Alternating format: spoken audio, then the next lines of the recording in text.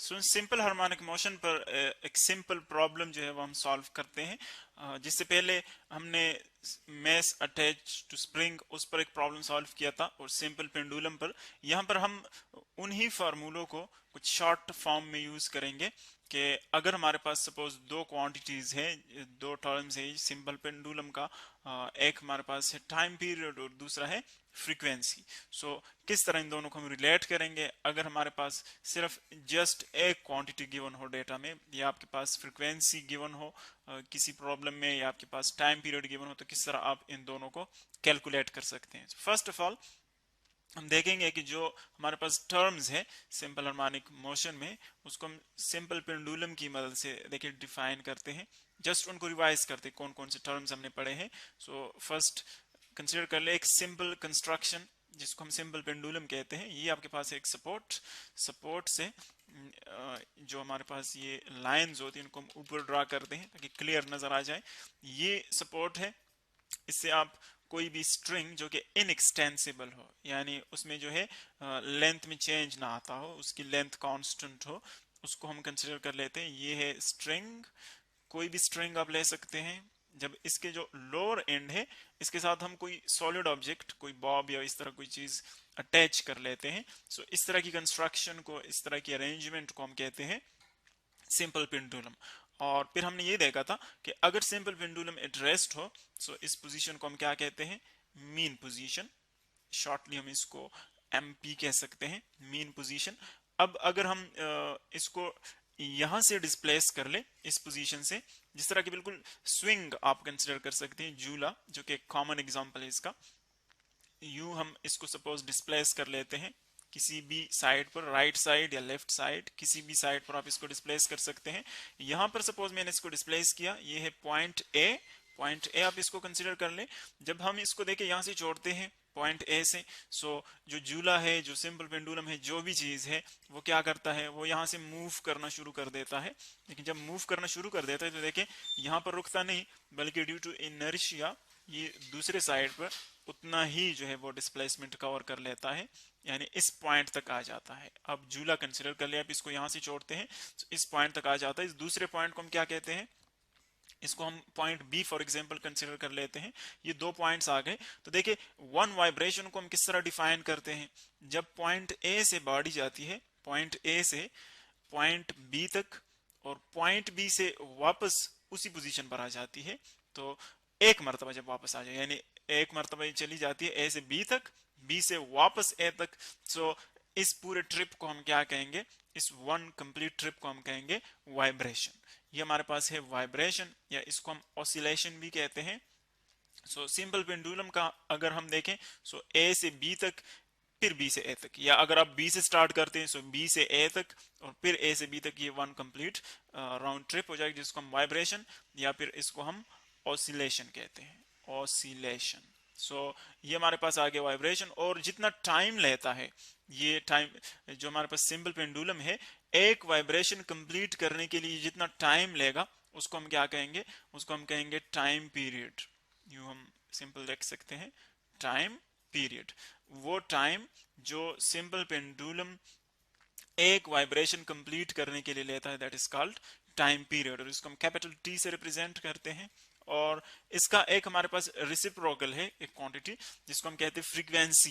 Frequency क्या है कि कोई भी जो हमारे पास वाइब्रेटिंग बॉडी है वो एक सेकंड में कितने वाइब्रेशंस कंप्लीट कर लेता है। सपोज मैं कहता हूं कि ये बॉडी ए से स्टार्ट होती है बी तक, बी से वापस आती है ए तक, इसने टाइम लिया एक सेकंड। इसका मतलब है कि इसने एक सेकंड में एक वाइब्रेशन कंप्लीट किया, तो इसकी फ्रीक्वेंसी क्या होगी, वन। इसी तरह अगर ये एक सेकंड में सपोज टू वाइब्रेशन कंप्लीट कर लेता है, यानी इसकी वाइब्रेशन जो है वो रैपिड हो जाती है, तेज हो जाती है, एक सेकंड में दो मरतबा ये वाइब्रेशन कंप्लीट करता है, तो उसको हम क्या कहेंगे कि इसकी फ्रीक्वेंसी टू हो गई। यानी एक सेकंड में आप कितने वाइब्रेशंस कंप्लीट करते हैं उसको हम कहेंगे फ्रीक्वेंसी। तो देखिए इन ही दो सिंपल टर्म्स को हम यहाँ पर जो है कैलकुलेशन में यूज करेंगे। फर्स्ट ऑफ ऑल देखिए डेटा में हमें क्या गिवन है, जो क्वेश्चन, जो प्रॉब्लम गिवन है उसमें एक सिंपल प्रॉब्लम है, कहता है simple pendulum completes 20 vibrations in 5 seconds।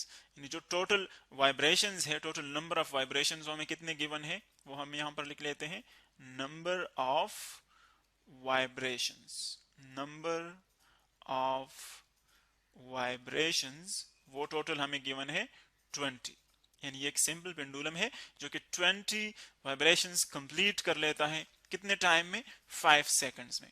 So time ये कितना लेता है वो हम यहां पर मेंशन कर लेते हैं, time is equal to 5 seconds.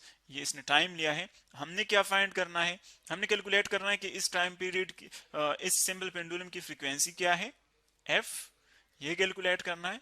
और इसका टाइम पीरियड क्या है, फ्रीक्वेंसी का मतलब है एक सेकंड में कितने वाइब्रेशंस कंप्लीट कर रहा है, और टाइम पीरियड का मतलब है एक वाइब्रेशन कितने टाइम में कंप्लीट करता है। ये दोनों एक दूसरे के रेसिप्रोकल्स हैं। सो देखें, अगर हम सिंपल एक मैथमेटिकल एक्सप्रेशन यूज कर लें, नंबर ऑफ वाइब्रेशंस भी हमें गिवन है, वो है 20, total number of vibrations, total time भी गिवन है 5 सेकंड्स। तो देखिए हमने क्या फाइंड करना है, frequency.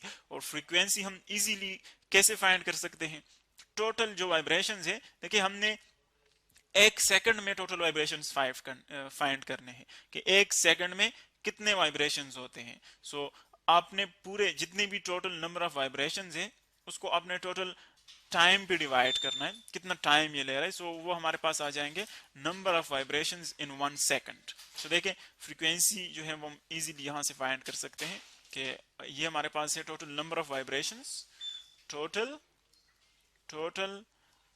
Number of vibrations, total number of vibrations divided by time taken, कि इन टोटल वाइब्रेशंस के लिए कितना टाइम ये ले रहा है, टाइम टेकन। सो देखें टोटल नंबर ऑफ वाइब्रेशंस कितने हैं, 20 वाइब्रेशंस कंप्लीट कर लेता है ये बॉडी कितने टाइम में, 5 सेकंड्स में। सो ये आ जाएगी 5 सेकंड्स। देखिए नंबर ऑफ वाइब्रेशंस वो एक जस्ट नंबर है, उसकी यूनिट नहीं है, और जो टाइम है उसकी यूनिट है सेकंड। सो हम यहाँ पर रिप्रेजेंट कर लेते हैं उसको। सो देखें क्या बनता है, जो फ्रीक्वेंसी है आप 20 को 5 पे डिवाइड कर ले तो जो इसकी फ्रीक्वेंसी बन जाएगी वो क्या है, 4। अब इसकी यूनिट क्या होगी, देखें ऊपर कुछ भी नहीं, ऊपर कोई यूनिट नहीं, नीचे जो है वो सेकंड है। तो अगर आप सेकंड को ऊपर ले जाएंगे तो क्या बन जाएगा, सेकंड इनवर्स। अब इसका क्या मतलब है सेकंड इनवर्स का, इसका मतलब है कि एक सेकंड में ये 4 वाइब्रेशंस कंप्लीट कर लेता है। तो एक सेकंड में कोई बॉडी जितनी वाइब्रेशंस कंप्लीट करता है उसको हम क्या कहते हैं, उसकी फ्रीक्वेंसी। देखिए अगर कोई दूसरी बॉडी है वो एक सेकंड में 5 वाइब्रेशंस कंप्लीट करते तो उसकी फ्रीक्वेंसी 5 हो जाएगी। अगर कोई ऑब्जेक्ट है वो एक सेकंड में 20 वाइब्रेशंस कंप्लीट करते उसकी फ्रीक्वेंसी 20 हो जाएगी। और जो टाइम पीरियड है वो हम इजीली कैलकुलेट कर सकते हैं, बहुत सिंपल फार्मूला है टाइम पीरियड और फ्रीक्वेंसी का। टाइम पीरियड जो है वो फ्रीक्वेंसी का रेसिप्रोकल है, यानी t is equal to 1/f। और जब आप f फाइंड करते हैं तो वो बन जाएगा f is equal to 1/t। So just आपने f की वैल्यू पुट करनी है। f की वैल्यू क्या है यहाँ पर, अभी हमने फाइंड की वो है 4। सो यहाँ पर आप 4 पुट कर लें। सो देखिए 1 को आप 4 पे डिवाइड कर लें तो क्या बन जाएगा, जब आप 1 को 4 पे डिवाइड कर लेंगे तो इसे बन जाएगा 0.25। और टाइम पीरियड चूंकि टाइम है तो इसकी यूनिट क्या हो जाएगी, सेकंड। यानी एक वाइब्रेशन कंप्लीट करने के लिए इस बॉडी को कितना टाइम रिक्वायर्ड है, 0.25 सेकंड्स। तो ये हमारे पास है एक सिंपल एक्सप्रेशन कि इसमें हम फ्रीक्वेंसी और टाइम पीरियड को किस तरह